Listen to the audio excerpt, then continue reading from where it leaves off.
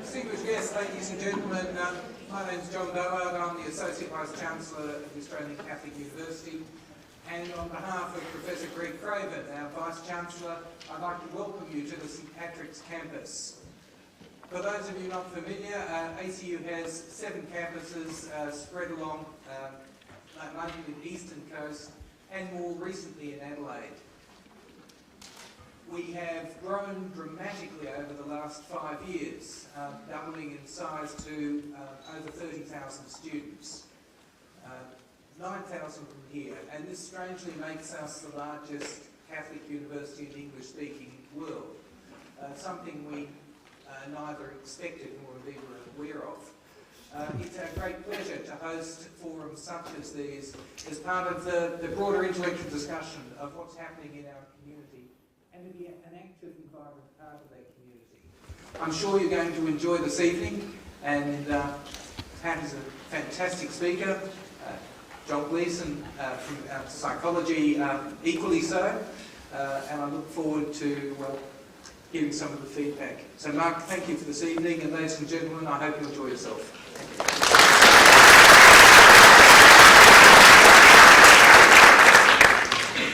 Good evening, everyone. I've got the long and the short of it, so I hope you can see me down the back. Good evening, everyone. My name is Mark Clark, and I'm the Executive Officer of the Office of Justice and Peace of the Archdiocese of Melbourne. Welcome to the 2014 Rerum Novarum Oration. We welcome those who share our faith, those who proclaim a different faith, and those we welcome especially our friends who possess no particular faith, because tonight we're united in our concern for our brothers and sisters, and we share a common belief in the inherent dignity and innate dignity of each and every human being. This oration, the Rerum Novarum Oration, is an annual event that commemorates the 1891 papal encyclical of Pope Leo XIII. Rerum Novarum was and continues to be a defining document in the development and understanding of that rich depository of knowledge that we call Catholic social teaching. A few procedural matters, if I may. Shortly, Professor Pat McGorry will deliver the 2014 oration, which will be responded to by Professor John Gleeson. At the conclusion of Professor Gleeson's response, we will take questions from the audience and conclude at approximately 9 p.m. I have a number of apologies this evening from His Grace Archbishop Dennis Hart, the Archbishop of Melbourne, members of the federal and state parliaments, particularly the opposition leader Bill Shorten, whose seat resides within the Archdiocese of Melbourne. Federal Parliament is sitting, and of course I have a number of apologies from members of the state parliament who at the time they sent the apologies were either government or opposition, and now they're so I've got apologies from both the leader of the opposition and Premier once removed. I'd also have an apology from the Episcopal Vicar for Justice, Father Tony Kerrin. I'd like to read his words because he was very disappointed that he couldn't be here this evening.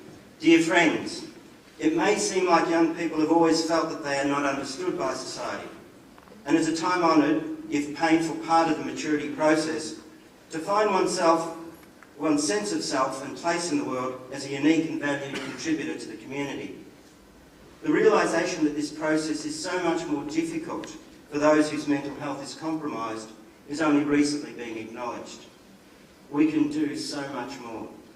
I'm sorry that I'm unable to be present this evening, but I'm most grateful that this message of this year's Rerum Novarum Oration will be widely promoted across the diocese. Father Tony Kerrin, Episcopal Vicar for Justice and Social Service. We'll begin the oration with a small reflection, and that reflection is simply that in our society those with mental illness are often stigmatised, ostracised and alone. The suffering endured by mentally ill persons is most difficult cross to bear, as is the sense of powerlessness felt by families and loved ones. As the psalmist called on God to deliver him from affliction and distress, so too does the person with mental illness cry out for healing. Our tradition calls us to be witnesses of God's love and mercy and to be instruments of hope. I invite you, if the Spirit so moves you, to join in our opening prayer. All merciful God, it is our heartfelt prayer that we build a society where those who are affected by mental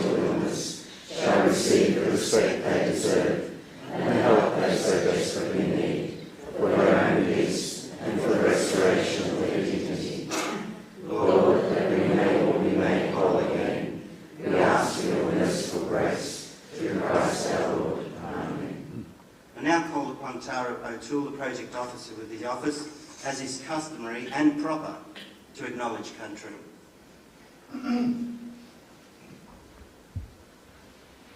We humbly and respectfully acknowledge that we gather tonight on traditional lands of the people of the Kulin Nation, and that these lands were taken under the false legal premise of terra nullius. The past cannot be undone, and honest recognition of past injustices can lead to measures and attitudes which will help to rectify the changing effects for both the Indigenous community and the wider society. Together we commit ourselves to walking in solidarity with our Indigenous brothers and sisters on their journey for justice. Thank you. Now I'd like to introduce our guest speaker, Professor Pat McGorry. Born in Dublin, Professor McGorry was named Australian of the Year in 2010 for his work as a world-leading researcher in the area of youth mental health. Then Prime Minister Kevin Rudd described Professor McGorry as a leader whose drive and compassion and commitment to understanding and treating youth mental illness has helped shape not only lives, but our national approach to mental health. In June 2010, he was appointed an Officer of the Order of Australia. In 2013, he was honoured with the National Alliance on Mental Illness Scientific Research Award, the first time that such award has been bestowed on researchers outside the United States. He's the Executive Director of Oration Young Youth Health and is Professor of Youth Mental Health at the University of Melbourne. We're absolutely delighted that Professor McGorry has made himself available to present the 2014 Rerum Novarum Oration. Thank you.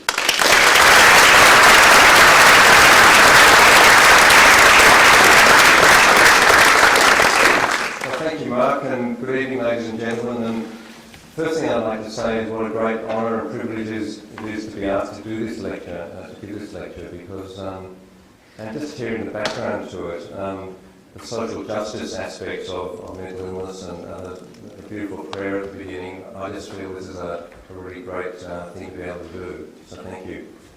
I also want to show tonight what common sense this is and how neglected it still is, and how we are going to change that in real health. Okay. So what I'm going to try and do is talk about how we might be able to change that. And one of the key things that we haven't done properly, like we do in every other area of healthcare, is intervene early. As soon as we know there's a problem, we get on top of it as quickly as possible. That is why cancer the outlook for cancer is much better. It's not because of brilliant new breakthroughs, although those are starting to come. It's because we deliver the services in a timely and consistent way. And that is really changing the outcome of cancer, cardiovascular disease, and a whole range of other potentially serious issues. But we haven't done that in the world, so we have not done that. But I'll show you a more helpful scenario. We will be able to do that as long as we invest in services. And it is an investment, it's not a cost to society. Okay, so, sorry I've got to stand behind here, so I should change the slide. So I'm going to talk a little bit about early intervention psychosis in the more serious forms of mental illness, which is where our work started here in Melbourne. And I should say it's a special pleasure to be here tonight with John Gleeson, who's a great friend and colleague for many years before he moved to the ACU at Oration and EPIC before that. And we've done a lot of work together in different areas over the years, so that's really great that John's here tonight and speaking too. I want to talk about what the purpose of diagnosis in psychiatry actually is, because you probably saw the controversies about that with the DSM system being revised in the last year or two. A lot of discussion about that issue. And it's true, psychiatric diagnosis isn't in great shape, and we've got to try and make it more useful in terms of treatment. I want to talk a little bit about new treatments and how we actually can refine personalised treatment in a better way. So it's not a one-size-fits-all situation. Every human being is different, and although there are common problems, we've got to personalise the treatment so it suits people and they can actually feel comfortable and benefit from it. And then the final thing that I started off talking about, the fact that we need to innovate. We need to have new cultures of care, new ways of doing things. We don't want more of the same. We've come out of the 19th century in the last sort of 20, 30 years by getting rid of the old science, but we haven't replaced them with something that's fit for purpose in the 21st century, and that's what we have to do. Okay, so what do we know about early intervention? Well, I don't know if you can read that. It says, so far so good, let's hope we win. And so there's a lot of optimism about early intervention, but we haven't actually, solved the problem yet. And I'll just show you some of the snippets of research data that have been coming out in the last few years. This was featured in a meeting, international meeting in Tokyo a couple of weeks ago, where we went over some of this evidence. So I just picked out a few bits of this evidence to give you an idea of what's happening. About 20 years ago, Alison Jung and I and another group of people at EPIC and Oration defined a set of symptoms which were like warning signs for people who were becoming psychotic and developing schizophrenia. And we didn't know if this would work. We were adopting the same idea that you would have, let's say, with transient ischemic attacks with stroke as a warning sign for having a more serious episode, or chest pain for a heart attack. That's that kind of idea. And it actually worked really well. And this is the last 20 years of data summarised in this paper here, which shows that if you actually characterise these warning signs, they will predict over the next 3 years people with a 1 in 3 chance of developing a psychotic illness. So that's pretty good. And I'll just show you how good it is in terms of prediction by comparing it with diabetes. So this is a paper from the Lancet, and it shows that if we define on a blood test people with raised serum glucose levels, like a marker of risk for diabetes, patients are not symptomatic, they're actually well, but we know that over the next year, 5 to 10% of them will become diabetic. And even though there's no symptoms, that is a justification in general healthcare, general medicine, to treat those patients with lifestyle change, exercise, weight reduction, and maybe medication if that doesn't work, if that doesn't reverse the risk. Another example, I've got a slide of this too. I haven't got that, no. Another example would be with the use of statins. Probably some of you in the audience are taking statins. I am taking them. And that is to reduce the risk of a heart attack. And if you've got a risk profile, that means that you will have a 7.5% chance of having a heart attack or a stroke in the next 10 years, your doctor will prescribe statins for you. And that's the American Heart Association guidelines. So we've got one set of principles for physical medicine and physical illness, and another set of principles in psychiatry, because we are told by critics that even though we can predict this level of risk of psychosis, that it's not okay to actually even consider intervening, even those patients are actually symptomatic, struggling, functionally impaired and seeking help. Somehow, we're told we mustn't label these patients, we might harm them in some way by trying to help them.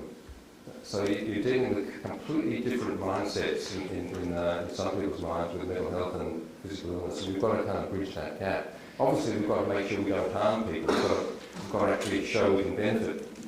But fortunately, in the last 10 years or so, we've done about 11 clinical trials in this group of patients. Mostly young patients, average age of about 20, so teenagers, young adults, who start to run into these problems and pass through this period of risk. So there have been about 10 or 11 clinical trials.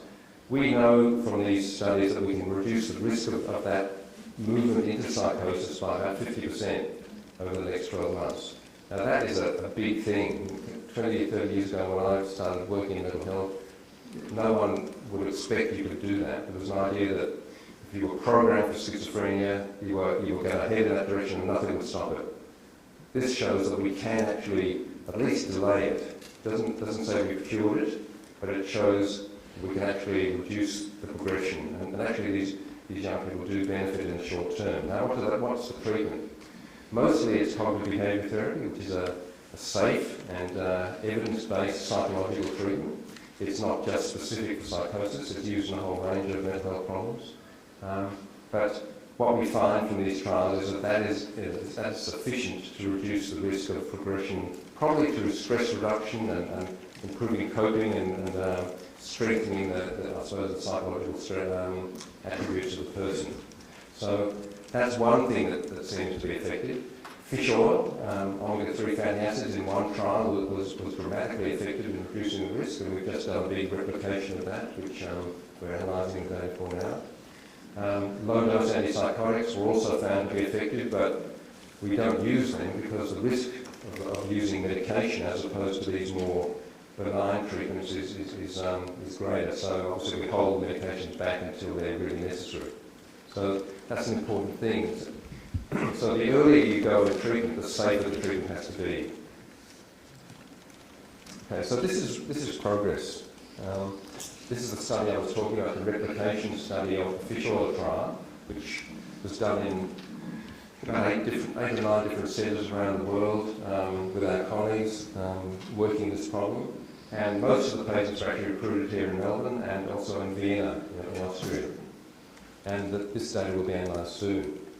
So this is a study just published in the US which shows that at a service level, I think it's about 5 different sites in the US where they show that with these sort of family-based and psychological-based treatments and with medication as a second-line treatment, we could actually reduce the risks of worsening of this problem. So this is very, very encouraging. And this is just psychotic illnesses like schizophrenia and related conditions. We're not quite there yet. This is the analysis from the National Institute of Mental Health. We've still got more work to do, but we have got some clear ideas of what should be done already. Another big thing with early intervention in psychosis is, and this is quite a shocking thing, and I don't know if any people in the audience have been through these experiences, but even when someone is seriously mentally ill, it's very hard to get access to treatment. Especially the first time, the person's becoming ill for the first time. And this is called, in technical terms, the duration of untreated psychosis. And what we found in research, just going back 20 odd years ago, is if you delay during that period, if there's a long delay, so let's say a year or two, which was a standard amount of delay, which is quite shocking really. Someone could be floridly psychotic for over a year and not get treatment. Obviously it's difficult often to engage people in treatment if they're that sick, but there are ways to do it. But the system really only got involved when it could no longer avoid getting involved. In other words, if there was a major crisis or an aggressive or suicidal crisis of that kind. So anyway, the length of delay in treatment was shown to be directly related to how well people were able to recover. So if there was a long delay in treatment, people were much less likely to get better. And that's what you find in cancer, that's what you find in any medical illness, and we found this in these serious mental illnesses as well. So that was a big driver to try to set up services that were more responsive and more proactive and try to intervene early. And that should happen right throughout the course of an illness. If people have long-term illnesses, they should always be picked up early if they're having a relapse of their condition. But of course, our public mental health system is so poorly funded, it doesn't deliver that. And it really responds only when it can no longer avoid responding. And that is a big problem which we're hoping the new government will actually address. Okay, so some of the other data. So a lot of studies have been done since this focus on early intervention began 20 years ago. And these are just some of the studies. If I can just summarise them, what we find is if we develop more specialised, youth-focused early intervention services like EPIC, it was the original one we worked in, John and I in Melbourne, and there are hundreds of these services around the world now. What we find is if you offer proactive, comprehensive care for the first 2 years after onset of the illness, the symptomatic and functional outcomes are better. So we can change the course of schizophrenia and these other illnesses even after they've developed. We can get better outcomes.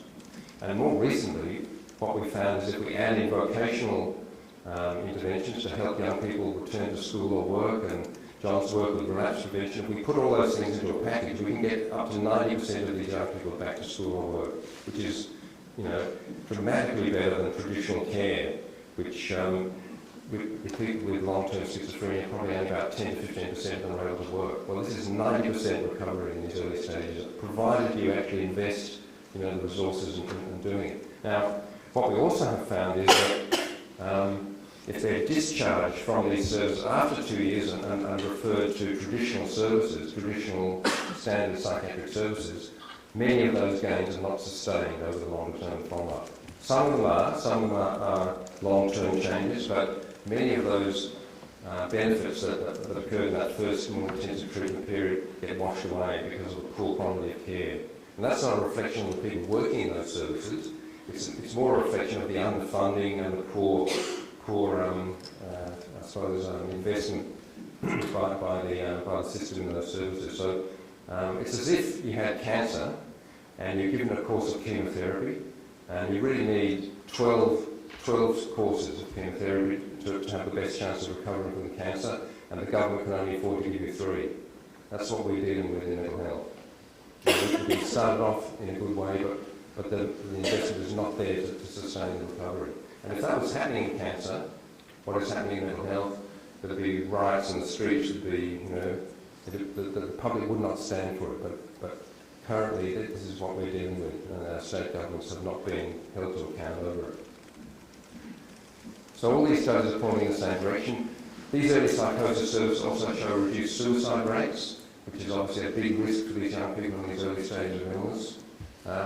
We've had significant cuts in our programs at Melbourne Health in the last 12 months or so. We've lost $800,000 out of our budget, and coincidentally in the last 6 months we've lost 5 young people to suicide. We had no suicides in the previous 2 years. So funding costs lives, funding cuts cost lives, and this is why this data is so important. And that will be happening all around Melbourne too. That sort of process hasn't been publicised. These services are very cost effective. If you invest in these early intervention services, they not only produce better outcomes, but they save money in terms of the care that's needed down the track. So more of these young people are better, they're more likely to be in work, more likely to be paying taxes, not paying on benefits. And so there's really good data from Australia, from the UK, showing that these models of care are very cost effective. So it's not just a humane issue, a life-saving issue, it's also a matter of money. So, in fact, these types of services save money for the rest of the system. Okay. The other big thing which has become an issue in recent times is the recognition that it's not just the mental health of these young people that's put at risk by developing these illnesses, but their physical health as well. People with serious mental illness will die up to 20 years earlier than the general population. And you can see in these studies, 8 to 10% of these young people are dead 10 years later. Partly from suicide, but partly from physical illnesses and accidents and other sorts of problems. So, and in the long term, their physical health is significantly worse. So some of our colleagues in Sydney have done some great work, along with one of our colleagues here, Kalaki in Melbourne, trying to promote the focus on physical health from the beginning of the illness. So it's a holistic thing. You're not just thinking about the mental health of the person, you're thinking about their physical health and their well-being all in one big package. And so this is all, again, doable in a preventive sort of sense. So the verdict is it's still too little too late, even though we have this evidence which shows that these services can change the course. They don't cure the illnesses, but they give a better life and a more fulfilling and functional life to people, and they keep more young people alive too. So the glass is still only half full. Right, so I'm going to move now on to the broader diagnostic sort of issue, and we've tried to respond to this controversy about psychiatric diagnosis by saying, well, going back to first principles, what is a diagnosis for? It's not really just to label people with a term like breast cancer or epilepsy or schizophrenia, or whatever term we want to use. It's actually for a purpose. The purpose of making a diagnosis is to help you decide what is the right treatment for that person. And in psychiatry, the diagnoses haven't been very helpful in that respect. You'll see the same types of treatments used irrespective of the diagnosis almost. They're not very specific treatments, whether they're drug treatments or psychological treatments. They work across diagnostic boundaries. So in that case, what is the purpose of diagnosis? And have we got a better way of going about it? So one way that we actually are trying to reform diagnosis is probably having broader categories and not having 500 different subtypes in the DSM manual, but having a smaller number of categories, but then within those categories having a stage-based approach, just like I've been talking about with early intervention. So, like we do with breast cancer, if someone comes into a clinic and gets diagnosed with breast cancer, it's very important to work out what stage it's at. There's a world of difference between someone presenting with a small breast lump which has not spread anywhere versus someone who's got disseminated cancer through different parts of the body. And the treatment that you will offer in different stages of cancer is quite different. The treatment in the early stages is safer, it doesn't cause such nasty side effects, and it's also more effective. But if someone's got more advanced cancer, you actually pull out all the stops and you try everything. It might be a bit more risky, but you will try other, a different mix of treatment. So the stage is very important. And it's not just cancer, it's arthritis, it's all sorts of other, whole range of other illnesses that principle applies. And we think it probably applies in mental illness as well. And the examples would be that early psychosis, that sub-threshold psychosis I was talking about before, where we think things like CBT and fish oil might work, which we know on their own later on in the illness they won't be effective. So we need to use antipsychotic medication and other sort of treatments later on, which have got more risks, but they might be needed at that point. So we think this principle might apply more generally, and that's a big framework for the research that we're trying to do now. And the Americans have sort of got a system called the research domain criteria, which has got a similar idea, but it doesn't have much clinical utility yet. They're looking at the biology of the illnesses in this framework or cross-diagnostic, but not so much linked to diagnosis. So this has been the situation in mental health for a long time, until the last 20 years, where all of the focus was on the late chronic stages of illness. So all the research that you would see would be in people with illnesses of 15, 20 years duration, and they were trying to learn about treatment in people who really, sad to say, had missed the boat in terms of treatability, in terms of new treatments and even understanding the nature of the illness. So the focus has shifted back to the early stages. And obviously the people in the later stages still need to be looked after in an expert way, but it's not the sole focus anymore. So staging is an idea that's taking off in Europe and other places. And don't need to read that. I think I've said what it really is. It's a subtyping strategy to help select safe and effective treatments and predict outcome. So refinement of diagnosis. And it also might be able to make sense of all the interesting neuroscience research that's actually showing that there are disturbances in a physical sense and in a brain sense in mental illness. We do find things we can measure, whether it's on brain imaging or whether it's on blood biomarkers, inflammation, oxidative stress, these sort of things that probably indicate that something's gone wrong at a biological level as well. Doesn't mean that's necessarily the cause. It might be just a correlate of what's happening, but there might be avenues for treatment. So things like the fish oil treatment is anti-inflammatory. It also reduces oxidative stress in the brain, which is a subtle thing. It's not like we have the classical idea of chemical imbalance or the brain disease. That's too concrete. These are very subtle changes which might be very reversible with subtle treatments, like things like fish oil. And there's another thing called N-acetylcysteine, which is an antioxidant sort of treatment. So these are the new ways forward, trying a little bit more sophisticated and subtle and safer sort of ways to treat. Okay. So there's lots of papers published on staging in recent years. It's an idea that's really taken off. Okay, I think I'll skip that because that's really the same thing. Or maybe I'll just say that this is, if you just imagine you're a patient and you're starting off on the beginning of a journey. You've started to become unwell for the first time, and you're distressed and you've got some symptoms. It's like you're on a train journey.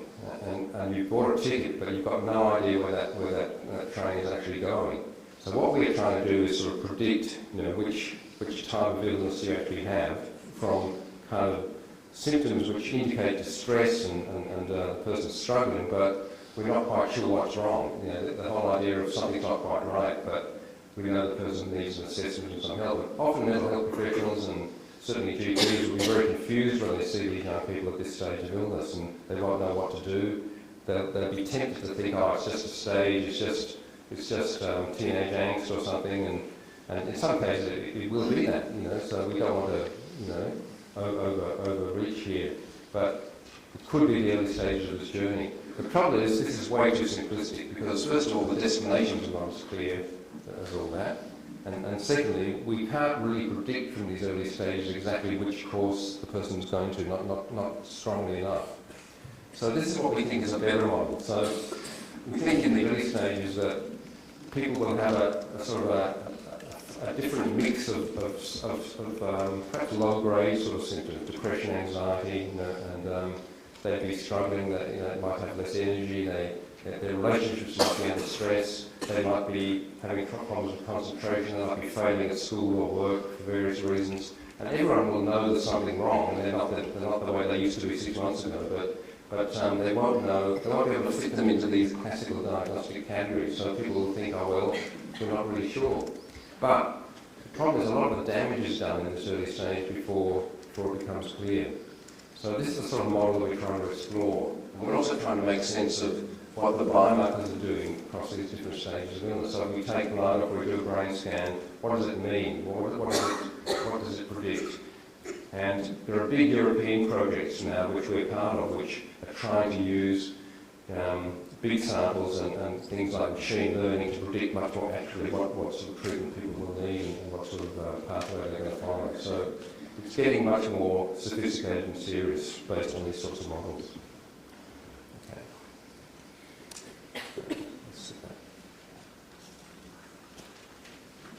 So one of the things we found is that even when you're trying to predict psychosis, even if you probably remember I said earlier that 36% of people will become psychotic if they meet these criteria for risk. And I suppose early symptom pictures. That means probably 2/3 of those patients will not become psychotic. So what about them? What happens to them? Now the critics of this approach have said, well, that 2/3 of them didn't become psychotic, so why are you getting involved with them? Aren't you causing harm by labelling them and maybe over-treating them?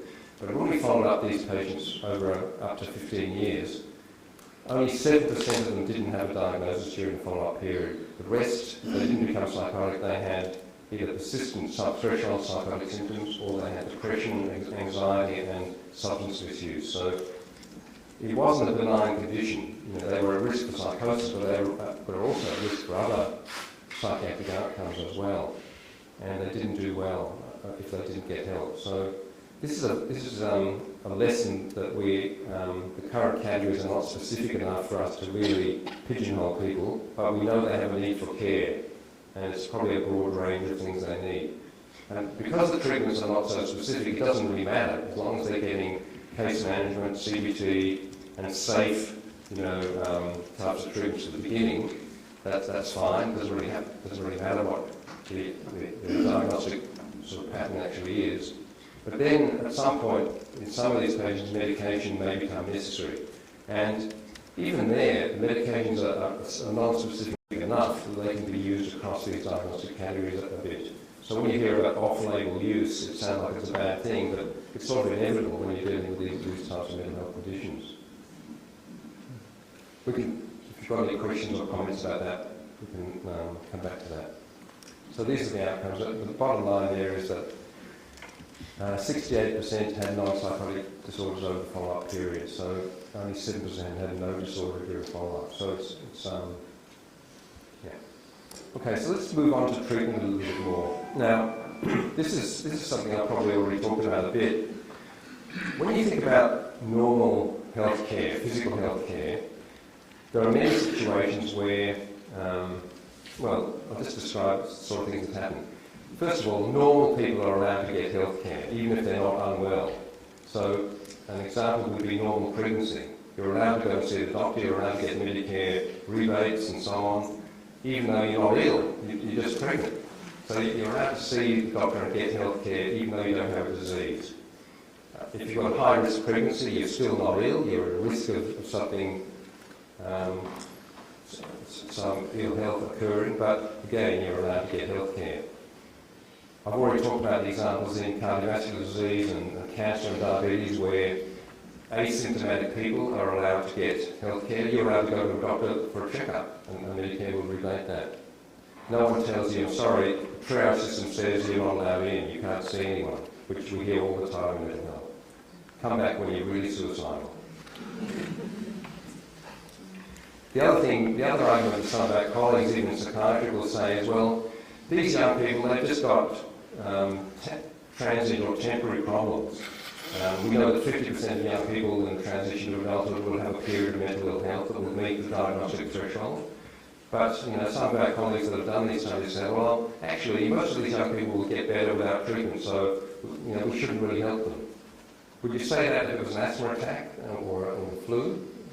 It's a real double standard operating here that in mental health, unless it's really life-threatening or severe, you're not allowed to get, it's not justified. Even if it's just a relief of suffering, even if the long-term course wouldn't be affected, then that's a good enough reason, in my opinion. But we know from these long-term follow-up studies of young people that the person's functioning in the long term is affected, even if they have a relatively brief period of mental ill health. You follow up these kids at age 30. They've been followed since the age of 12 right to age 30. 50% of them have mental ill health, and how they're going at age 30 is directly proportional to the amount of mental ill health they suffered during that period. So it's not a teenage angst or worry well situation at all. It's got suffering and it's got worse outcomes. So I won't labour that point, but I just think it makes the point that in a social justice lecture like this, there's no social justice accorded to the whole mental health treatment issue. They are being treated in quite a different way, ethically and morally, compared to physical illness. And many people working in the mental health field are part of the problem because they don't see that equity issue is central. They'll justify behaviour of triages. Now, the reason the triage system behaves that way is because there's not enough resources to treat everyone who needs treatment, which is not the case in physical illness, generally speaking. Most people, you get rates of 90% plus of access to care if you've got a physical illness. And that's not the case in mental health. Less than 50% of the mental disorder will get access to treatment of any kind. So that's in a rich country like Australia. It's also in the OECD. I just saw data last week from the OECD at a meeting hosted by The Economist in London, which showed that only 10% of people across the OECD with depression get access to anything approaching evidence-based care. And that's one of the biggest causes of morbidity and disability across the world, depression. And yet that's in developed countries. So you can see we've got a massive problem here. A massive problem. In Australia, we've got great progress with awareness and public discussion, and I think people are much more open and talking about mental ill health these days. And we've got Beyond Blue and Jeff Kennett helping to promote the awareness issue. But where's Jeff Kennett when it comes to services being developed? He's kind of silent on the need for government to invest more strongly in mental health care. And that's an increasing paradox. We're getting, Australia's probably the leading country in the world for awareness, thanks to those sort of processes, but we've still got a huge gap between people seeking help and what's being provided. And that is a major social justice issue. There are lots of reasons for that, which I won't go into. So what we want to try and get to is the same sort of approach that we see evolving now in the major physical illnesses. So it's the staging, the profiling, and a sequential approach to treatment, which is individualised as well. So we might be able to assess someone and work out the exact level of risk that person has, and also the right mix of treatments they might need. And increasingly, things like genetics and biomarkers might be able to help us with that. So you might see someone coming in with depression, emerging depression, and you might say, well, after some further assessment, you're the sort of person that would benefit from fish oil and CBT, whereas the next person coming in, you're someone that might need antidepressants. That's the sort of thing that we want to actually get to. And it might not be an either or, it might be a sequence. We'll try these treatments first, but if they don't work, then we'll move on to something a bit more, a bit different. And These are just papers that are describing the basis of this sort of approach. And as you can see, very stage-linked. And this is from the US. They're getting closer to the high risk of psychosis group to actually use blood markers to predict. So this is progress. I mean, this is something that people aspired to in the past, but weren't even close. I think we are getting closer to it. This is work from one of my colleagues, Paul Amiger. He's from Austria, but he's been working with us in Melbourne for the last best part of 10 years, I guess, on and off. And he did these studies in the context of that fish oil trial. I was able to show that essential fatty acids in the blood were able to predict which patients would actually progress to psychosis and which ones might be more likely to respond to the fish oil treatment. So this is the sort of example that we're hoping will be more widespread in the future. Okay, so what I've tried to do so far is give you a bit of an idea of the conceptual framework that we're trying to apply now in psychiatry, which isn't just the one-size-fits-all and the traditional diagnoses and the DSM and everything, and not accepting this kind of very bargain-basement approach to resourcing clinical care. And some of the research, and there's a massive amount of research going on in neuroscience and also in psychological and social forms of treatment too, especially around this early stage issue. And the meeting I referred to has been focused on psychosis, but it's broadening to include a whole range of disorders now, like mood disorders, personality disorders, and so on. So it's broadening out as a principle in psychiatry, like in the rest of medicine. So what I want to do now in the last part is talk about something I think is probably almost the most important thing, which is the culture of care. It's the environment and the attitudes and the values of the people doing the work, and the ambience, the context in which people are actually treated, which is, I think, incredibly important. And obviously the old mental hospitals are not a great culture for that, but neither, I would say, are the new mainstream systems that operate out of general hospitals. I don't know if you've been into an acute inpatient unit recently, but if you have, then you know exactly what I'm talking about. And that's not to criticise the staff again. I think they've been given an impossible task. So, coming back to this awareness issue, I think mental illness and mental ill health is the awakening giant in the health system and in society. And you could see it at this meeting in London. You had The Economist magazine hosting a meeting called The Global Crisis of Depression. That would not have happened even 5 years ago. The economists, the employers, the kind of leaders, the spin doctor for Tony Blair was one of the speakers. Alistair Campbell spoke about his own depression and how he's managed that and been treated for it and recovered. And these sort of events are getting much stronger and much more serious. Yet we still haven't got the investment, as I said. This is a project from the OECD called Making Mental Health Count, and it's got very sobering statistics like some of them I've already quoted. And the good quote in this little piece here is that the current weak state of mental health care is unacceptable. And I think that's what I'm trying to say. It is absolutely unacceptable what is happening. Today, the Mental Health Commission, the National Mental Health Commission that was set up under the BLI government, reported to the Abbott government. We don't know what's in it, but it's hopefully recommending some very serious reforms from the federal side. We've got a new state government. We've had 4 years, I don't want to politicise this, but we've had 4 years in which our services have shrunk in the public mental health system. And they weren't in great shape even under the previous government, I've got to say too. So state governments around the country, for whatever reason, have not made the transition from the asylums into this mainstream sort of system of care. They thought that was going to fix everything, just putting it all into the general hospitals. But what's happening is the community mental health system is withering on the vine. There's a focus on the acute part, but the sustainability of investment on the community side is really weakening by the year. And we're really going to be talking to the new government very seriously to try to get them to regenerate and reinvest in that. If you read Daniel Andrews' policy, which is probably still on the internet, he's made a commitment to do that. He didn't attach dollars to it yet, but he's accepted that diagnosis that the public mental health system needs to be looked at. Now, I don't think that can happen without the federal government's money. So the federal government has got a lot more money and much more skin potentially in the game. So we first of all have to make the moral argument about this, which is, I guess, one of the things about tonight's context, and then we've got to show it can be done, both financially and also how cost effective it actually is too, because if you look at the investments in health, there's lots of anxiety about the unsustainability of the health system, growing health expenditures every year, but that is because people are living longer and they're getting illnesses in the later stages of life. That is what is chewing up all the money.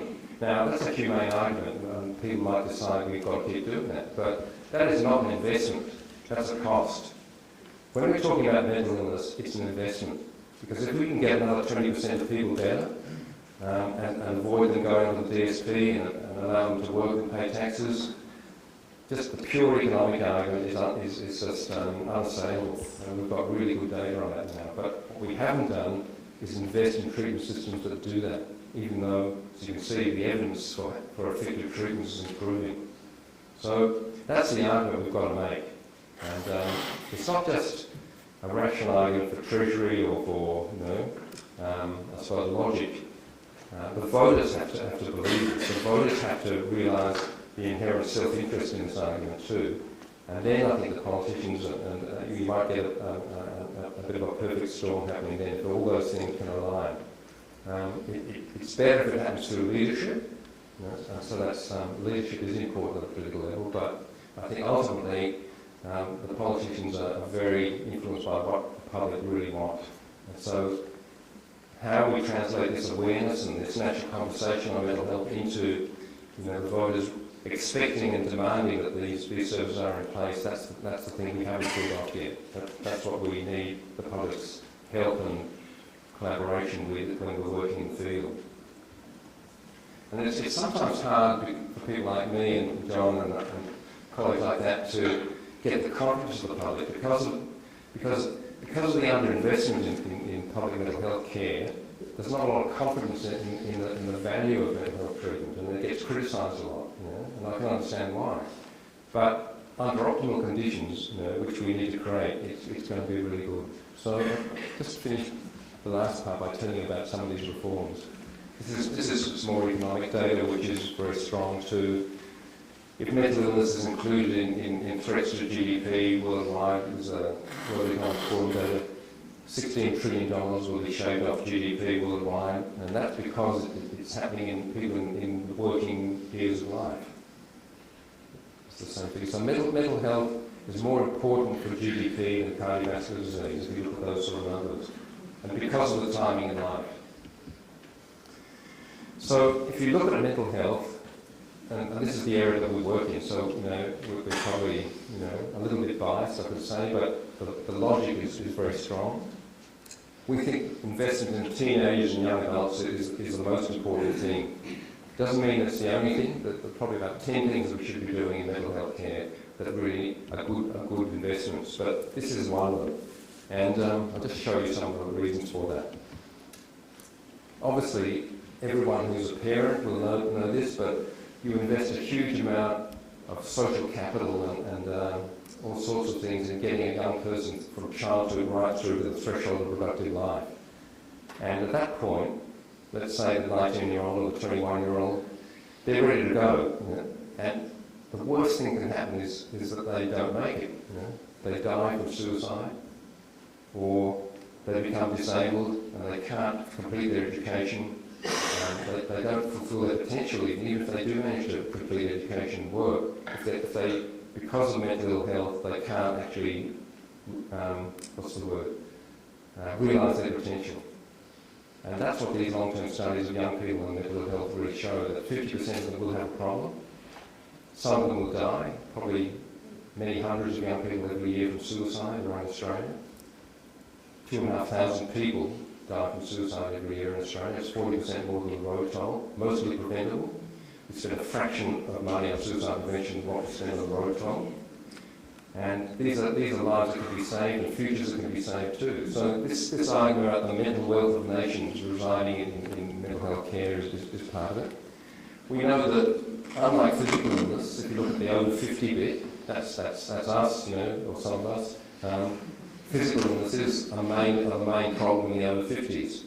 And in little children, under 12, primary school age and younger, there's a nasty little collection of physical illnesses there too, which is why we have a $1 billion children's hospital and a lot of paediatricians. But from puberty through to the mid-20s and maybe even beyond, this generation or this period in history has never been healthier for young people in their physical sense. The physical illness is a very small part of what affect them. They're fit and healthy. But the biggest burden of disease in that age group is mental ill health. So 50% of the burden of disease is mental illness and mental ill health. But we've designed our health services as if that wasn't the case. So we've got strong paediatric services and strong services for middle-aged and older people, and nothing for the young people in this period. No health service until recently was really geared to their main health problems. And that's why their access rates were like this. This is 2008. 13% of young men with a diagnosis or mental health problem got access to care, any type of health care, and 31% of young women. So the vast majority, 75% overall of these young people with a mental health problem got no treatment. And if they did get it, it was going to be delayed. And they wouldn't appreciate it very much because it was in a culture that they didn't really engage in very well. So this is just more papers saying the same sort of thing. And of course, there's a lot of concern about young people being thrown on the scrap heap because of economic forces, but this is another big reason why young people end up on the economic scrap heap, because of poor mental health. We produced a report. This is Owen Kalaki, I mentioned him earlier. He did the vocational interventions that got more of these young people with mental health problems back to work or school. And we just produced this for the federal government called Tell Them They're Dreaming. You probably know it, the line from the castle. Well, this is what people say. Tell them they're dreaming that they could get a job or finish their education if they've got mental illness. Well, they can. 90% of them can do that if they get the right sort of help. It's called IPS, Individual Placement Support. So that's just the, I suppose, the logic and the argument, the epidemiology and the impact of poorly or untreated illness. The final bit is, I suppose, a much more positive thing. We do need a new architecture and culture of care to address this. It's not going to be solved by investing more in training GPs and more of the same, and more better adult and child psychiatry sort of services. We need something new. And there's a missing bit in the middle. Unfortunately, they did finish that job. So we're hoping that we'll be able to finish this job. This is a paper that's about to be published in the Lancet tomorrow, I think, describing the reforms in Australia around headspace and these new structures, and hopefully that'll be available. So, headspace was designed as the first building block of a solution, which is a primary care structure. It's a combination of a youth cafe and a multidisciplinary primary care centre. But with the input of young people, with the decor and the whole atmosphere designed and for young people, and also families. Families are also very welcome into this sort of environment. You can see the decor. Normally I show a video here, but I couldn't quite embed it for this presentation. But if you want to go to the Headspace website, there are virtual tours of many of the Headspace centres around Australia, which will show you what it actually looks and feels like, actually online. They're now in, I'll show you in a minute. The idea is one-stop shop. It's a very simple idea, it's not original. You put several of the main elements of care in one place. So the young people do not have to go to 5 or 6 different agencies around the region where they're going to drop out of care and the services are not coordinated. So it's GPs, it's mental health professionals, it's youth workers often, it's drug and alcohol, it's vocational. Those are the essential elements. There could be other bits too, the health and so on, family support, but these are applications that you want to have. And the reason we use the iPhone as the image is because the iPhone is what mental health services should feel like for young people. Something that they want to be part of, something they can have a relationship with, they can engage with it. It feels modern, it feels responsive, and it's something that they will value. So traditional mental health services, the whole culture of them was the opposite, in fact. Siloed, isolated, demoralised, unfriendly quite often. And that's just a cultural thing. So Headspace is now in 70 sites around Australia. It started in 2006. First site was opened in 2006. That's a pretty rapid scaling up. There were 30 sites to start off with in the first 3 years. Now it's gone to 70, and there's money for another 30, which will be rolled out over the next couple of years. So that will cover roughly 50% of Australia's land mass or community. So it's essentially a focal point in 50% of Australian communities for young people and their families to actually get access and get help. It's a first port of call. It's not going to solve everything because it's priority care.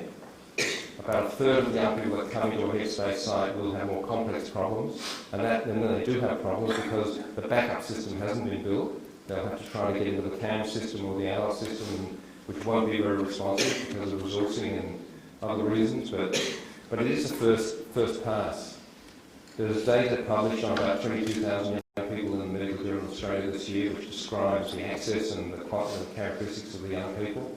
There are 2 new papers in press now, or being submitted, which are describing some of the early outcomes, which are very positive, and also the access times are very short. You know, when young people seek help, you can't muck around. You can't say, come back in 6 weeks, you're on the waiting list. It doesn't work like that. So they have to be responsive. And the same for the families, who are often at their wits' end. So this is some of the data from that paper. That about 20% have got an established disorder, and 10% even have got a severe disorder. And even these patients, we would have trouble in Headspace getting into special services. So that's because of the under-resourcing I was talking about before. About 20% have got, actually it's a third in that slide. Many of these patients are not in education, employment or training already, even though they're in the early stages of illness. So when people say, well, these are just the worried well and there's nothing much wrong with them, 1/3 of them are already disengaged from education and employment. Now you can reverse that through the right intervention quite quickly, but the point is they're already on the slide. And this is the staging showing that they are quite early stage in the illness. But the levels of distress are very high, even though they are in the early stage, and many of them would be very high risk for suicide and suicidal attempts. This is David and Hickey's group in Sydney, which have done great research work in the Headspace setting up there, showing that the young people with these early stage illnesses do benefit, but some of them need more. They need a more specialised approach. So this is another thing reinforcing the need for further investment at the back end. And of course, you know, I've talked a bit about early psychosis as one of the main sort of specialised backup systems that we have got a lot of data on, a lot of expertise with. But there are other areas, other diagnostic areas, broad diagnostic areas like eating disorders, borderline personality, drug and alcohol problems, and the other one, severe mood disorders, anxiety disorders, where there are quite severe, complex forms of these illnesses which we don't have good access to specialist care in. If you've got a complicated case of diabetes or asthma, the average person in the Australian community will be able to find an expert to get reasonably good access to, an expert team even. That is not the case with these problems. There are a few isolated examples of expertise around the country in borderline personality and eating disorders, but the average person will have great difficulty getting access to specialised care in these streams, which is completely unacceptable in this 21st century. That should be the case. But so we have to build it. It can't be built overnight, but we have to build it and invest in it. Now, apart from the public support I talked about, which we've got to translate into action, we have got pretty good support at the top levels of government over the last 10 years from both sides of politics. So it's obviously an earlier Prime Minister, you might remember. And over on the right there, we've got an alternative Prime Minister. Oh, she was mentioned tonight, wasn't it, in the introduction. And there's Julia Gillard after the 2011 budget, when the expansion of Headspace and the early psychosis programs were announced. She's at Sunshine, in the Headspace at the Sunshine. And that's Tony Abbott there last August, launching the Coalition's mental health policy. So we included expansion of Headspace and the setting up of a National Centre for Excellence in Youth Mental Health at Oration. So we have been able to get buy-in from both sides of politics at the federal level. And we've had, I would say, buy-in on the Labor side only at the state level we couldn't really get the coalition to come on board with it at the state level. It was a shame. I don't understand why. It should be a bipartisan issue. But it's all very well having that sort of support, but if the public are not engaged and the services and the models are not working, which Headspace does work, and every local community has got one, it's very proud and engaged with it. And the areas that don't have them are actually campaigning to get them. So this is a model that's reverses the usual trend where communities used to campaign not to have mental health services in their backyard. Now they actually want to have them. And that's a really good change. But you need the two things. You need the political support and the grassroots public support. And eventually we might get professional support too from our colleagues. Because many of them are on board, but there's a great conservatism in mental health, which is holding us back a bit too. But hence the debates that you often see in the newspapers and in the journals, for example. So this is a reform. It's a scientific process, but it's a reform process. And it's a social justice process. Another thing that helps with this is an international network of people who are trying to do the same thing. We had that in psychosis. We're developing that in youth mental health. And the great thing about the youth mental health thing is that we can get the young people to help us. Every Headspace has got a team of young people that helps with the running and design of the service. The national program has got a national high energy group they're called who help. And the families too have got a voice. So, and it's a partnership, and it's an unbeatable one. If you get the young people in large numbers involved with this, which we have, we had a conference with this organisation in Brighton last year, and probably about a third or more of the audience were young people, not just mental health professionals and researchers and so on, but young people who are very much part. There was a Twitter feed running all the way through the conference, which kept them all on their toes. So it does need a vision, and the vision is that all young people by 2020 will have access to knowledge, skills and services necessary to respond to and support them in periods of mental health. Pretty simple, pretty reasonable. There's an international declaration on youth mental health which sets out goals and targets, including a 50% reduction in suicide rates and a great improvement in vocational and recovery rates and employment and things like that. So things we can measure and things that actually are achievable. And this is just to show you the Irish Prime Minister. We're in a Catholic here, aren't we? So, this is a Taoiseach in the Kenya in Galway launching something called Jigsaw in that city, which is the same sort of concept as Headspace. Now, Ireland's broke, or was broke at that time, but it's still got money to invest in these young people in this service. So when you hear politicians or anybody else saying there's no money for mental health, I never believe that. There's always money if the politics are right and community support is there. That's a former Prime Minister of Denmark who was behind getting Headspace into Denmark, which there are now 6 sites in Denmark. And this is Canada, where this research reform, investment, transformational research and adolescent mental health has been funded by a big private foundation in partnership with the government. So this is something that's starting to catch on, take off around the world, and we hope that it will be the beginning of a broader reform to bring the whole of mental health into the 21st century. So early intervention, you can say, because most of these illnesses are appearing in children and young people, the focus is youth, but the idea is intervening early and a preventive sort of focus and trying to limit the damage that these illnesses cause if they're not treated properly.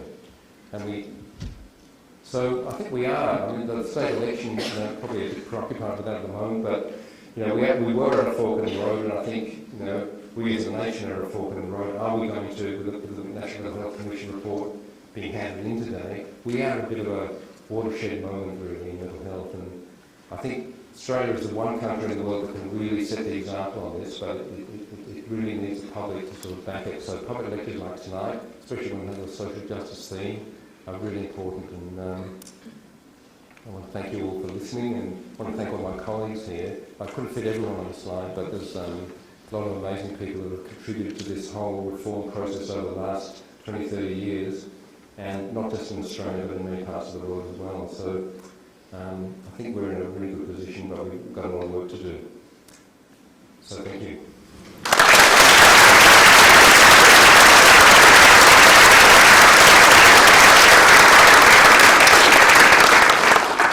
Thanks very much.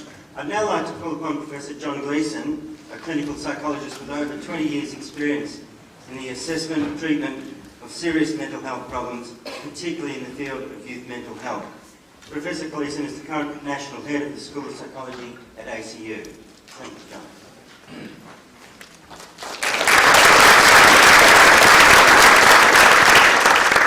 Well, thanks very much, Mark. It's a terrific honour to be presenting tonight. A great privilege, of course, to present together with Pat.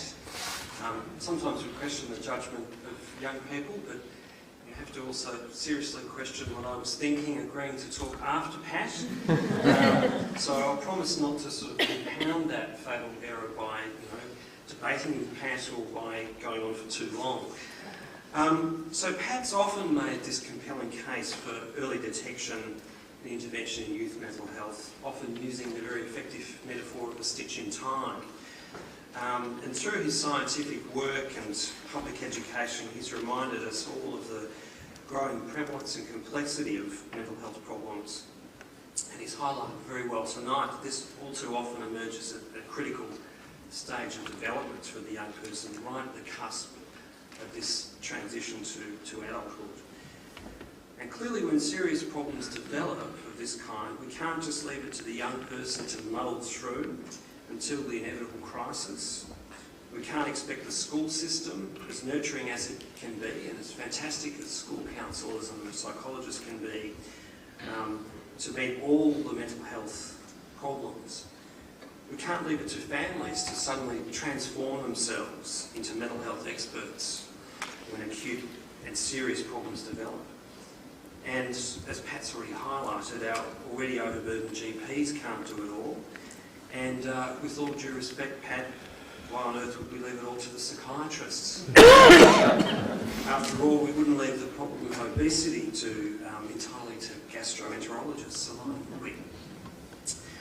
So I think it's clear that a problem as complex and diverse as serious mental health problems needs to be shared by the young person's family, the education system, the primary healthcare system, the state, and the public system. The private system has a role, the church as well, and also by the local and broader civil society, and of course by the research and mental health community, so that we can have accessible, appropriate, and as Pat's highlighted, appropriately staged avenues of support and care. And let's not forget the role of young people themselves in this endeavour. I've had direct experience of the terrific involvement of peer supporters and the enormous impact that they can have on helping us design systems of care and influencing the lives of other young people affected. It's something that Pat has been very strongly supportive of as well. So as I said, he's often used very effectively the metaphor of a stitch in time saves 9 to make the compelling case for early intervention, to maximise the chances of preventing some of these poor outcomes and disability. So it's interesting, I think, to reflect on this metaphor of a stitch in time with respect to Rerum and Novarum. As Mark highlighted at the outset, it was released in 1891, and it most famously provided a case for the preferred relationships and arrangements between capital and labour, as well as the respective rights and responsibilities, of course, of workers and employers, and beyond that, the responsibilities generally of the prosperous to the poor. And I read this, of course, as a psychologist, not as someone with any training in theology or in church history. But it also, I think, provides a fundamentally hopeful picture of the fabric of society. But at the same time, it never seems to lose sight of the individual within this fabric, and that greatly interests me as a psychologist. I'm particularly interested in its recognition of the basic human need or drive to be interconnected within society, which is a major preoccupation, actually, of contemporary psychologists and even neuroscientists who are increasingly focused on what we call social cognition and the social brain. Of course, Rerum and Novarum grounds this social drive or need ultimately in gospel and church teaching. It reminds us of the rights and responsibilities within that broader social fabric of the individual, their family, the state, and the broader civil society, and of course the role of the church itself. This hopeful view of the individual connected with the fabric helps us to more fully appreciate, I think, what's at stake if the young person is at risk of becoming separated from the fabric of society through the distress, disability and stigma of a serious mental disorder. Just a couple of problems here I'd like to highlight. One is loneliness, actually, the subjective experience of social isolation. And researchers are increasingly focused on the terrible cost of that subjective experience of abuse. It turns out it literally is bad for our health. Rerum Novarum reminds us also the effects of distress ripple outwards from the individual, and especially if they were caused by the family. And there's good evidence, and Pat touched on this or mentioned it, that since the focus of care in severe mental illness has shifted from hospital-based models to a more community-based approach, the burden, of course, has shifted very much to families, usually parents, who themselves, we know, suffer from high rates of distress and depression, but also have very poor access themselves to help. And what is available is sometimes not well evaluated by research.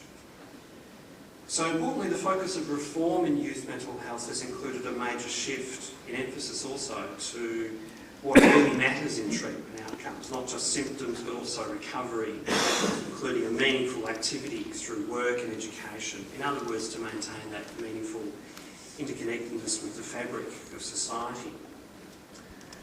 So what I'd also like to reinforce from Pat's message is that once specialised treatment is needed, we still urgently need a broader range of effective interventions rather than just that one-size-fits-all approach. You know, perhaps some young people will do very well with specialised psychosocial treatments alone. Some will need periods of treatment with medication combined with that support. And we're still a long way, I think, from that careful matching of the individual that Pat has foreshadowed, which I think does give us some important reasons for hope. So Pat's been highly effective in a tireless mission for about 25 years now, I think it is, Pat, significantly raising awareness right across Australian society and globally regarding the need for early intervention youth mental health. In fact, I think just in this last week he found himself in London for a day and said, I didn't have time to get jet lag because there was no lag, in fact. Amazing. So Pat has engaged all sectors of society, willingly making a nuisance of himself with politicians around the world and leaders in civil society more broadly, even hijacking the ABC recently, at least all my favourite programs, to get the message through. So Rerum Novarum prompts me to think that we can't leave this up to mental health clinicians or leaders of programs of care or researchers. We all have a role, I think, in helping to maintain the young person in the fabric of society, whether it's through providing direct care or support, or supporting families in distress, caring for a young person, or if we're lucky enough not to be directly affected by mental illness ourselves, then in reducing the alienating impact of stigma. So I'd finally like to thank everyone here tonight for your shared interests in these efforts. Thanks very much.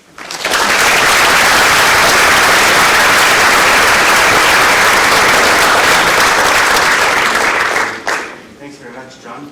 While I invite the two speakers perhaps to join us at the front table and give people a chance to have a buzz, we will have some questions. We've got time for about 10 minutes of questions, 15. So I'll ask you, if you could, to keep your questions succinct and to questions rather than statements. So while Professor John and Professor Pat arrive at the beginning, I'll pass the microphone around, so if we could get people to indicate by raising your hands, and as I said, very short, sharp questions will allow more people to ask questions. So the lady with the green, if you could. I'm Robin Bird. I'm from the board of the NSL Community Health Centre. I was interested in what you were saying about vocational training and IPS, I think you mentioned, and the funding for that. Well, thanks. It's a great question. John might like to comment on this because he's been involved in this research as well. IPS, it's called Individual Placement and Support. It was originally developed in the US and it was developed for people with long-term illnesses as an alternative to usual idea with rehabilitation with mental illness was rehabilitation sort of idea, which was train and place. This is more like place and train. So you find a spot for the person and then you support them, to sort of hang in there and do it. It's the essence of it. But much more difficult for people who've been out of circulation for 10, 15, 20 years. Even then, you've still got success rates of about 30-40%. So you can never write people off. But the success rates, if you do it when the person's just in danger of dropping off the perch as a student or early in their career, hopefully before they lose their job or they drop out of the course, but even if they have dropped out, getting back in quickly, supporting, not waiting for them to be perfectly well before you do it. And that's been a bit of a revelation.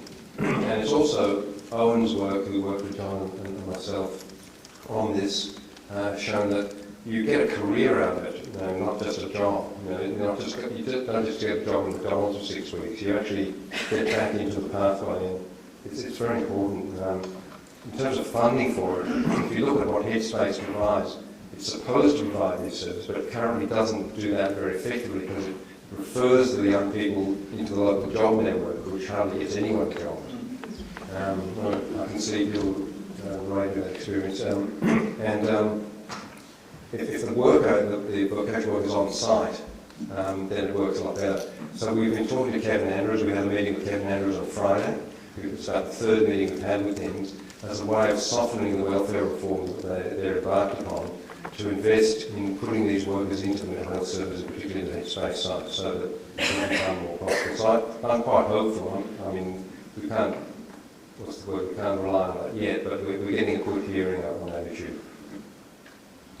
I guess the old sort of traditional approach to vocational rehabilitation is a sort of Goldilocks mindset that everything has to be just right before we dare venture out to sort of seek employment. And what Owen's work has sort of highlighted is that we need a much more sort of nimble and timely approach to it. And this is, I think, part of the new emphasis in mental health interventions is not separating out the treatment of symptoms from other daily life goals, but to have a more integrated approach. Yeah. I think it's a key point. You made that point, John, that we're much more interested in people having good lives rather than worrying about their diagnoses or symptoms. It's really about helping them to achieve their goals. Greg Newman, I'm chairman of the Collingwood Headspace Consortium Committee, and I certainly support what you've said about Headspace. My question relates predominantly to tobacco consumption. In the community at the moment, we've fallen to about 12% of our population, and yet the figures are extraordinarily high in the substance abuse and mental health group, particularly the psychotic group. Have you got some thoughts about why it's been so difficult with this group, and is there anything that we haven't tried that we should try? Oh, thanks, Greg. I wish Owen was here. I could hand pass that one to him, but no, you're right. I mean, even when people present for the first time for treatment with mental ill health, young people, the smoking rates are about twice what they are in the general population of young people. And we just assume, you know more about this than I would, but we assume it's a form of self-medication. Certainly one of my sons is in that situation, and it was definitely the case with him. And unfortunately, he still smokes.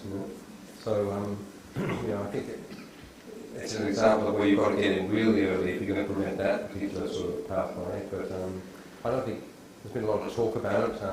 We had a CRE application that Owen was leading this year, which was tackling physical ill health and smoking, and we didn't get it funded. And yet it's one of the most important issues that we could possibly be addressing. Cause of like physical ill health as well, isn't it? Absolutely, yeah. You mentioned the conservatism of the mental health professions, and as well as investment in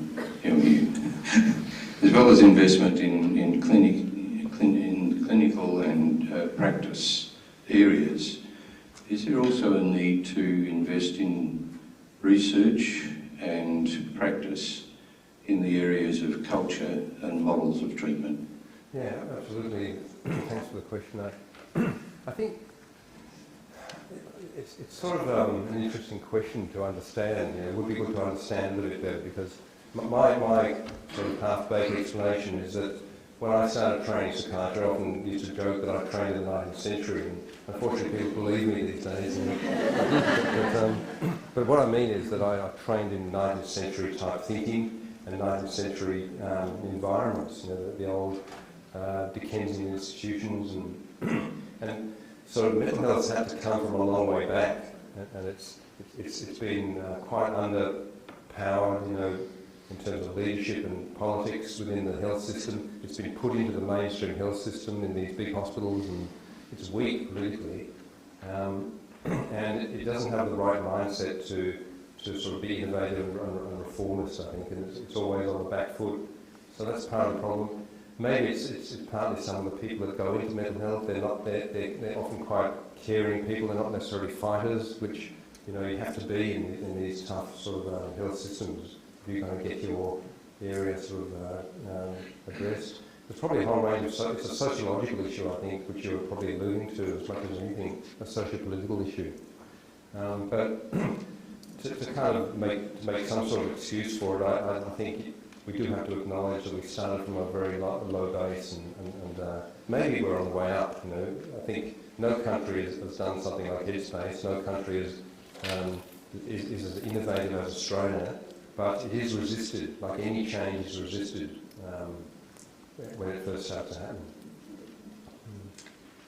I'd like to ask you about the stigmatisation of people with mental ill health in terms of state governments, our particular state government, and the high proportion of people in prison with mental ill health, and our talk about law and order being tough on crime and the numbers increasing in prisons and the relationship between mental ill health and our prison system. Yeah, that's a great question. Well, look, when you get rid of big institutions, and I'm talking about the seriously mentally ill here, who were institutionalised, but there's obviously a much bigger issue with so many of us, 50% of us having a mental health problem at some point in life. But if you look at the serious mental illness, if you get rid of the old institutions and you don't invest in well-resourced community mental health care, what you will see is a number of things: more homeless, mentally ill, more mentally ill people in prisons, and that's exactly what we've seen in Australia. We saw a bit less of it in Victoria going back 15 years or so ago, but now we're seeing a rapid rise in not just the prison population, but the proportion of the prison population that is mentally ill, because that's where they're going to end up if you don't have effective community mental health. And a lot of the offenders are young people, young men especially. So it's a tragedy, it's a preventable tragedy, and it's purely due to the neglect of the community mental health over the last 10 years or so, and especially in the last few years. We've had serious cuts every single year over the last few years to our public mental health services by stealth, and the people leading those services, coming back to your point, are being threatened about revealing that to the media and speaking out about it. I know that. They're all very frightened. In the lead up to the election, we organised a bunch of mental health leaders to meet with John Fain and other media people. We got a number of people turning up, but a number of leading people were very frightened and worried about doing that. And if they were cancer specialists, they would not have been in that so timid. So because of this decline in the public mental health system, all of these negative social consequences are occurring, including increased suicide rates. As I mentioned, we lost 5 young people who shouldn't have died from our service in the last 6 months. And we lost $800,000 in this last financial year from our service. And we're not alone. If I could just add to that, then this is a social justice forum, as part of the Catholic organisation, and that it's people who are concerned about social justice. We're the people who need to be talking in loud and strong terms about, the absolute evil of stigmatising this way. It's something people on the ground now with the new government might be able to do. So. Well, I think it's a national thing too. I mean, John mentioned the ABC, which is a fantastic thing that they were prepared to sort of have a national conversation on it. But what we have to do now is what I'm saying, translate that greater public, concern about the issue into this area. I think just if everyone goes in a group to their local MP and lets them know that the issue is important to them, that just simple things like that. I think the new government, as I said, has made a policy statement they want to address it to the extent that they can. Just showing them that people support that would be really good. Talking about it in public, talkback radio, all the usual sort of forums, and there's a big enough audience here to have an effect, I think. We've been planning for the last 2 or 3 years to start something called Australians for Mental Health, which is like a get-up for mental health. I don't know what you think about get-up, but they're a grassroots campaigning organisation using new technologies to get large numbers of people focused on issues that's happening all around the world, around a whole range of other issues, and I think there's enough people in Australia that are concerned about this that we could have an effect that way as well. So what we need is a basic funding injection to get the thing started, and then that can be a self-sustaining sort of thing. So it's really about, the last slide that I showed, which was the solidarity movement in Poland back in 1984. Now those people would have thought, this is, we really hate the Iron Curtain, but we can't imagine that in 5 years it'll be gone. But when you get that mobilisation of a large number of people who have got a personal interest and a self-interest and also a social justice concern, and I think things can change pretty rapidly. So.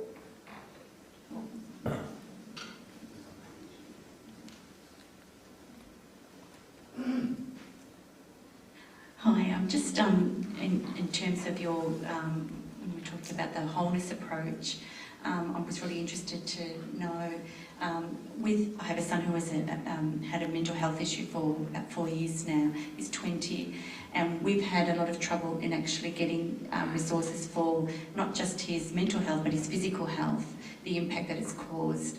And it's just not knowing where to go to get that. So in terms of long-term initiatives, for that wholeness approach that you talked about, what is there to look forward to?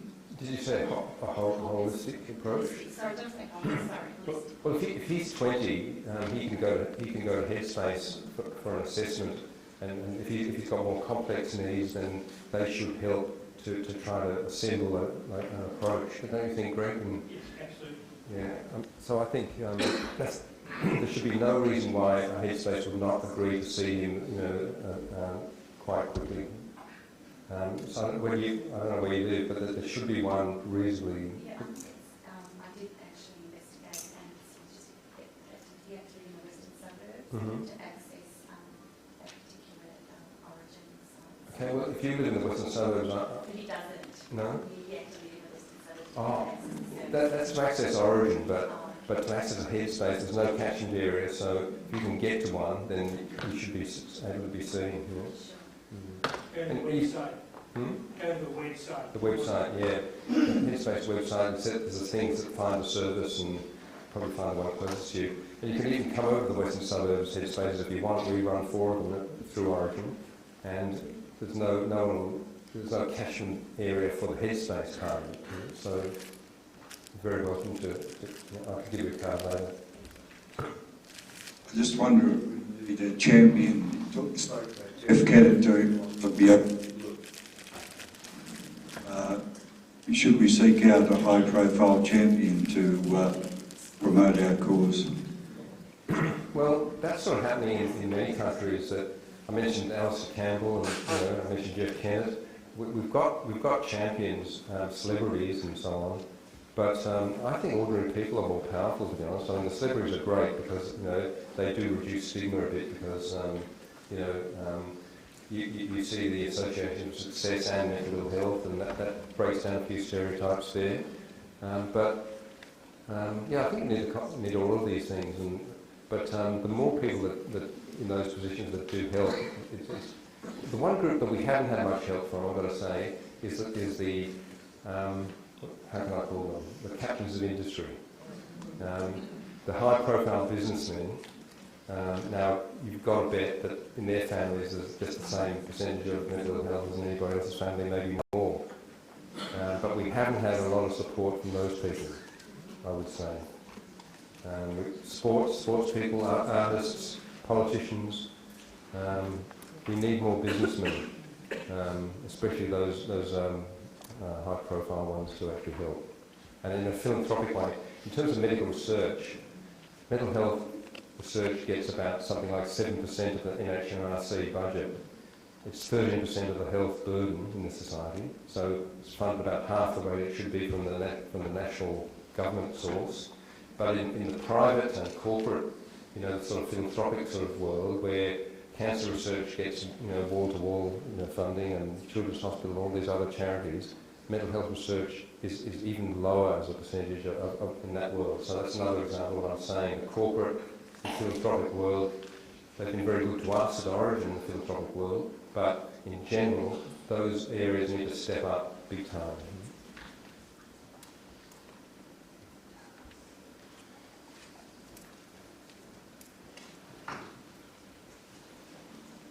Hi, my name is Julie. I was interested, you mentioned that young people with a mental health issue, there was something about at 30, and I can't remember what you said, something about if they'd had a mental health issue, then there's some statistic how they're going to be at 30. Oh yeah, sorry, I didn't... What was that about again? Yeah, I should have explained it a bit more clearly. There's a big study done in New Zealand in Christchurch, and there are other studies done by George Patton at the University of Melbourne in the adolescent survey that's been going for years. They show, basically what they show is about 50% of young people, maybe more in some of these studies, will have a period of diagnosable mental health, like let's say panic disorder or depression or anxiety, OCD, range of different things, often complicated by drug and alcohol problems for a while. If you measure that, and in these studies they follow up every year or two right through this whole period until they get to the age of about 30.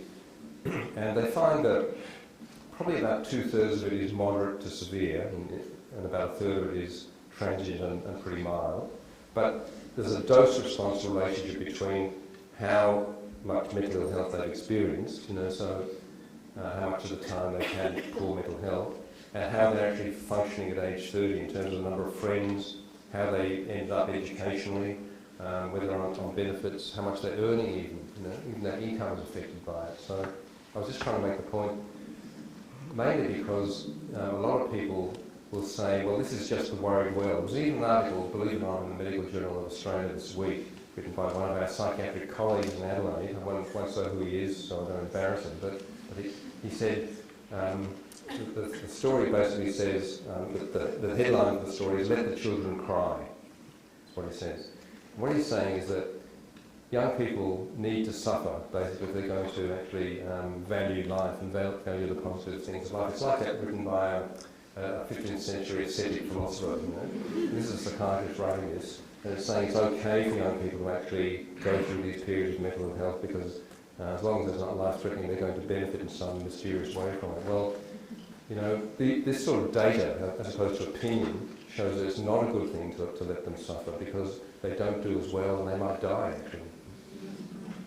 I suppose just the other thing is, I've had a daughter suffer from an eating disorder for over a year or so, and the support for parents it's been really tough. So if you're going to push for funding, it'd be good to have some funding, and probably for a lot of, I suppose, mental health issues too. The parents really need support. Absolutely. I'd like to comment, not a question, but...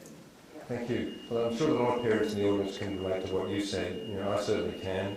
And if one of your kids has got mental health problems, you can't really rest. You're completely distraught all the time that it's happening. And the parents need tremendous support and involvement in the care. And that's nearly always possible in my experience. And eating disorders, you mentioned, that's one of the things which is very neglected still and very under-resourced. It's a serious, serious problem, and it hasn't been taken seriously. Hello. Hi, I'm a nursing student in my second year, and I'm doing my mental health placement at the moment at the Mother and Baby unit. And it seems that babies as young as 5 to 6 weeks are showing signs of disaffection and avoidant behaviours. and these women are often discharged after possibly a month or two. What kind of services are available for mothers especially and parents in early childhood for babies who've got that predisposition? That's a great question.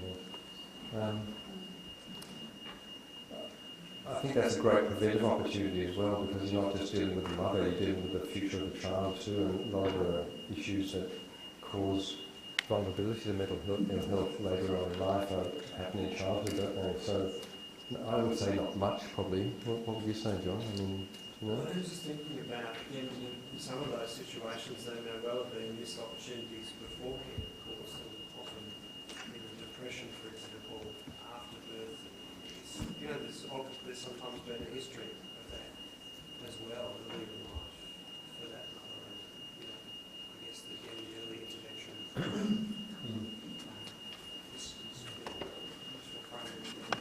I think that some other countries they have health visitors, like in the UK they have health visitors, and there would be great opportunities for continuing to support that mother, but not again in a holistic way, not just because of mental health, but because of physical health and just parenting issues even. It should be a great opportunity and a great sort of system developed around that, and it could be very local and normal. When I talk about normal pregnancy, this is like a normal sort of situation, having a baby, and we know it's a great period of risk for onset of mental health, so it should be really focused on. But we don't apply the same level of logic to mental health as we do, say, to cancer and these other areas. So that's the mantra. But I think we've got to have equity and parity of what's happening in the rest of health and mental health. And that's the thing to fight for. It's a principle, really, and that's an example of practice on it. Marty, thanks very much. I'm really sorry we're going to have to cut it short there, and I'm sure there'll be thousands more questions. It wouldn't be a Catholic event if we didn't say thank you and if there wasn't some alcohol involved. Just a small token about thanks both to Professor McGorry and to John Gleeson. Small wine, and also a book on the impact of the Irish have made in Australia, particularly in Victoria. And I'm particularly drawn to recall the story of Ned Kelly and his contribution to Victorian politics and so forth. And I think we've got a great ambassador in Professor McGorry. And if we recall that with today's meeting in the Daniel Mannix building and the great contribution that Irishman had to the shape of this state in particular. And I think, as one of the ladies there said, we're all ambassadors. It is about social justice. There's a little over 200 people in this room. And if you multiply that by the 50 they say who think like you, if we made a phone call tomorrow to your new Member of Parliament, I think we can get this issue back on the agenda. We will have to end it there, and I think the last word belongs to a great Polishman of the 20th century, and the words of the now St. John Paul II, that whoever suffers mental illness always has God's image and likeness in himself, as does every human being. That person always has the inalienable right not only to be considered as in the image of God, but also to be treated as such. So thank you very much, ladies and gentlemen, for coming. Safe trip home, have a Merry Christmas, and please once again thank